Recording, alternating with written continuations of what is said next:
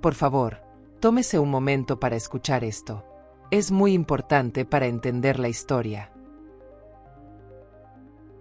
Hoy, estrenaremos un neologismo funcional: el ADN histórico o historiogenoma.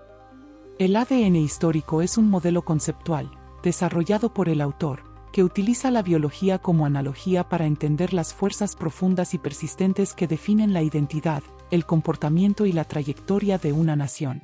Postula que, al igual que los seres vivos, los países poseen un código genético que influye en sus decisiones, estructuras sociales y reacciones.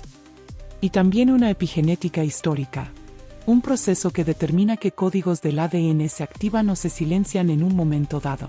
Los factores epigenéticos son las crisis, los líderes, las ideologías dominantes, como el neoliberalismo o el liberalismo social, y los sistemas educativos o culturales. En resumen, el ADN histórico es lo que una nación es capaz de ser, mientras que la epigenética histórica es lo que una nación decide expresar en un momento de su historia. Dejemos que el autor nos explique su modelo de análisis. ¿Por qué la historia parece condenada a repetirse? ¿Por qué luchamos contra las mismas sombras? Creemos que la historia sigue un destino fatal, pero eso es determinismo histórico. Yo les propongo un nuevo enfoque conceptual: el ADN histórico.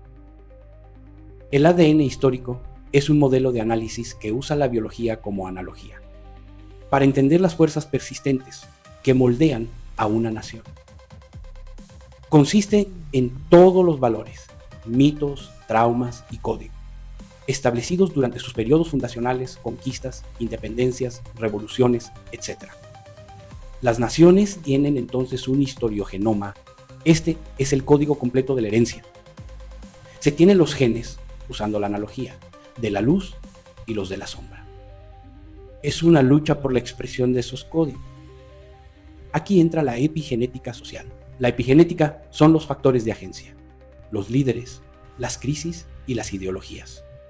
Ellos son los interruptores que deciden cuál código se activa o se silencia. En México, por ejemplo, si el caudillismo de Santa Anna se expresó, fue porque no se activaron los factores epigenéticos de la honestidad y la ley. El ADN histórico o historiogenoma es la herencia cultural desde su fundación. Define y determina el comportamiento de un pueblo a lo largo de su historia. Espero que haya quedado claro este modelo de análisis. Tienen los comentarios para consultarme. La historia de México es una lucha biológica.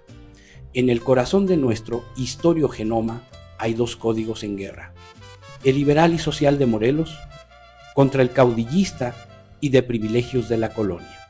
Por décadas Santa Anna fue el gran factor silenciador de la República.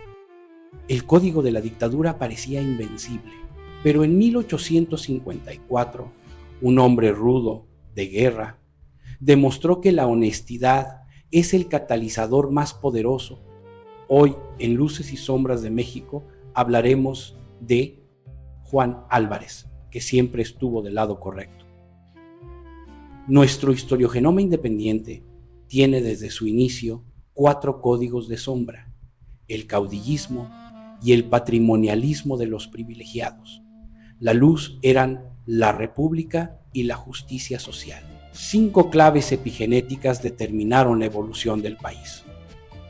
El caudillismo de Santa Anna siempre ganó, silenciando la ilustración y voluntad de Hidalgo, Morelos, Guerrero y Gómez Farías. Pero había un factor que los conservadores no podían comprar: la honestidad y lealtad absoluta. Esta honestidad era vital para combatir la gran sombra, el orden y poder de la oligarquía y el constante colonialismo e invasiones que usaban nuestros traumas para fragmentarnos. La vida de Juan Álvarez es la refutación del determinismo histórico. Él demostró que las cosas suceden porque alguien decide hacerlas. Álvarez fue un factor constante en la lucha de México. Él entendió que la única forma de activar la República era anular todo intento de dictadura. Luchó junto a Morelos y Guerrero, defendió a Gómez Farías y a Juárez Combatió contra los realistas, a los traidores como Iturbide y a los caudillos como Bustamante y Mariano Paredes. En la Guerra de Reforma, luchó contra los extranjeros en la invasión norteamericana y la intervención francesa. Su carrera entera fue la del agente histórico para la causa correcta. Siempre se opuso al ADN centralista y autoritario, culminando con el lanzamiento del Plan de Ayutla contra la dictadura final de Santa Anna. Hijo de un rico hacendado gallego, Juan Álvarez se vio despojado de su herencia y obligado a trabajar como cualquier otro esclavo en su propia hacienda, hasta que en 1810, de 20 años, se unió a Morelos. Al ser fusilado Morelos, se sumó a las fuerzas de Vicente Guerrero. Cuando recuperó su herencia, Álvarez entregó casi todo a la causa insurgente: dinero, hombres y armas de sus ranchos, hasta que el gobierno virreinal lo despojó nuevamente. Era un militar brillante y honesto. Venció a los ejércitos realistas en Acapulco, San Diego, Tixtla, Cerro del Veladero y en Tierra Caliente. Renunció a los cargos otorgados por Iturbide, retirándose a sus ranchos. Pronto fue considerado el jefe más prestigioso de la Costa Sur. Cada que era necesario combatir la injusticia, Álvarez salía de su hacienda a pelear por la causa justa. Al triunfo del Plan de Ayutla, la victoria militar sobre Santa Anna no era suficiente. Valentín Gómez Farías, al frente del nuevo Congreso, y Juan Álvarez, como presidente interino de México, fueron el paso crucial en un acto de pura epigenética histórica, es decir, el agente del cambio en el ADN histórico de México. En solo 2 meses, Álvarez actuó como el agente de cambio que el país necesitaba. Suprimió los fueros y privilegios del ejército y la iglesia con la Ley Juárez. Luego, convocó al Congreso Constituyente. Este fue el acto final para silenciar el caudillismo y fijar el Código de la República en la Constitución de 1857. Y al entregar el poder a Comonfort, pronunció las palabras que lo definen. Pobre entré a la presidencia y pobre salgo de ella, pero con la satisfacción que no pesa sobre mí la censura pública, porque dedicado que desde mi más tierna edad al trabajo personal, sé manejar el arado para sostener a mi familia, sin necesidad de los puestos públicos donde otros se enriquecen, con ultraje de la orfandad y la miseria. Juan Álvarez es un gigante olvidado porque nos enseñó la lección más difícil. El Código de la Honestidad es el único que puede silenciar al Código del Privilegio y la corrupción.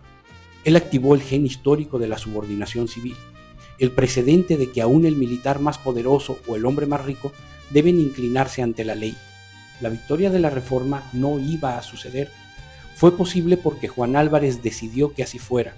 Su luz sigue siendo la brújula para la ética pública. Muy pocos presidentes del México contemporáneo podrían ser capaces de pronunciar las palabras de Juan Álvarez sin mentir.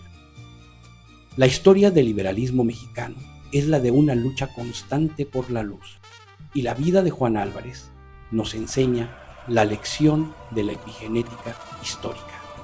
El destino nunca es inevitable. Si el código de la corrupción o el caudillismo se expresan hoy, no es por fatalidad, no es como muchos nos quieren hacer creer, porque así somos los mexicanos, sino porque no hemos aplicado los factores epigenéticos de honestidad y vigilancia necesarios. Los agentes para el cambio están en nuestras manos. Cada acto de honestidad, cada voto informado y cada exigencia de justicia es un interruptor que silencia la sombra y activa la luz. Si quieres seguir explorando las secuencias de nuestro historiogenoma, te invitamos a escuchar el podcast Luces y Sombras de la Historia de México.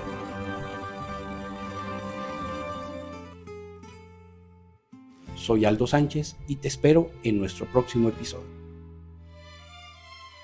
Suscríbete, compártenos y ayúdanos a comprender y cambiar nuestro pasado. La luz no se hereda, se activa. Hasta el próximo.